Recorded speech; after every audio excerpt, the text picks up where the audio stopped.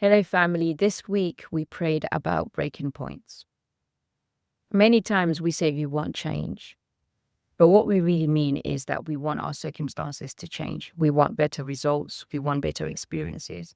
Overall, we want a better life. And that's not wrong. There is nothing wrong with wanting better. But often we never quite get because we don't make the hard decisions.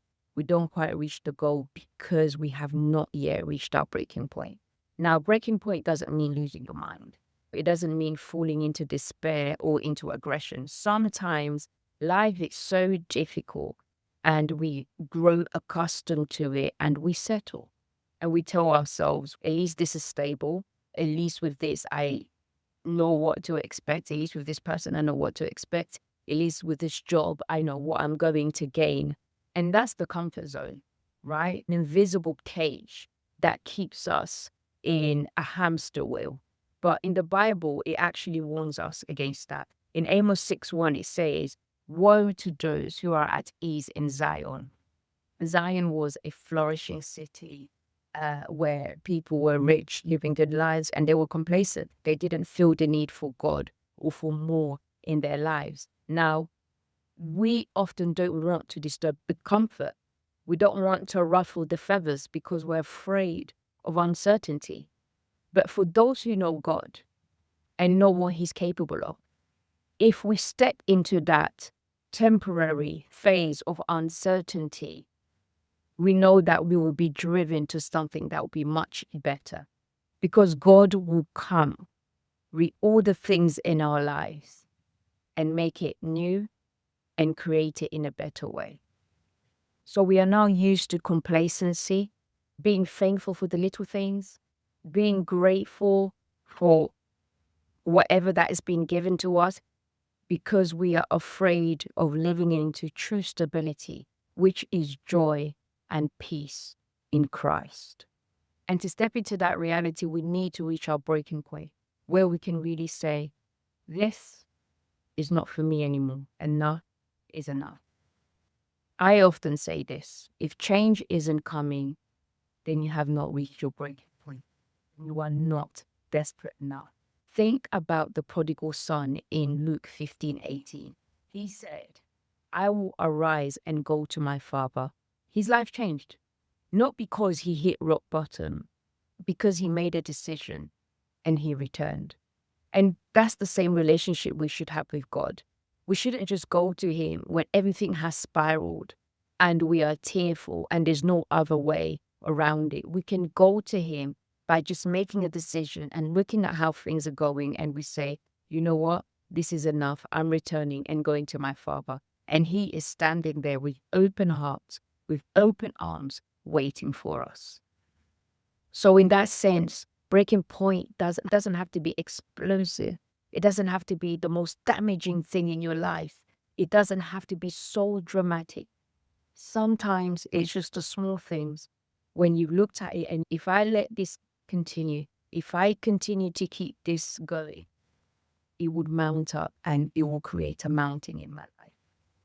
Because the small things matter, the little frustration, the little compromises, and the little sins that we sweep under the carpets.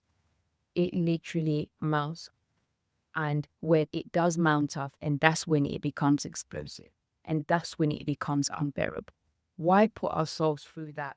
Why let ourselves get to a point where things are unbearable and we get tearful and we don't get to sleep at night and we get anxious when God is waiting for you to just make a decision, a turning point, and saying, this is enough. In the book of Songs of Solomon 2:15, it says, catch for us the little foxes, for the little foxes that ruin the vineyards. Over time, small things become a mountain.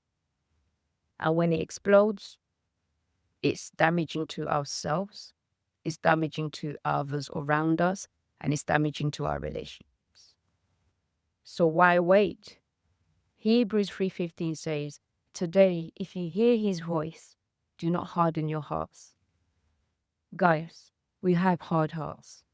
And I know people think they have soft hearts because they care for other people and they do this and we have hard hearts. When we can't bring ourselves to God, if we can't dedicate time for God, if we can't look at things and say, I'm just going to bring this to God and I'm going to prioritize this and give it to God, our hearts are hard. When we hear God's voice and we resist, our hearts are hard, because a lot of us who do believe in God, that's when we come on our knees crying and pleading for help. So let us have a soft heart and just come to God when the things are sin and He's here waiting. So when you hear His voice and you get an understanding that God is calling, come to Him. Soften your heart. We need to pray for strength. We need to pray for courage to make decisions before things spiral. To let even the smallest of struggles drive us to God, rather than waiting for a disaster. Psalm 46:1 reminds us that God is our refuge and strength and ever-present help in trouble.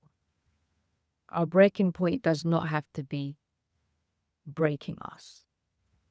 Our breaking point is our ability to look at things that we no longer want going on in our lives and make that decision, which is a turning point, and just go to God and make that action, make that effort, whether it's with finance, whether it's with your health, whether it's with relationships, whether it's with work, ambitions.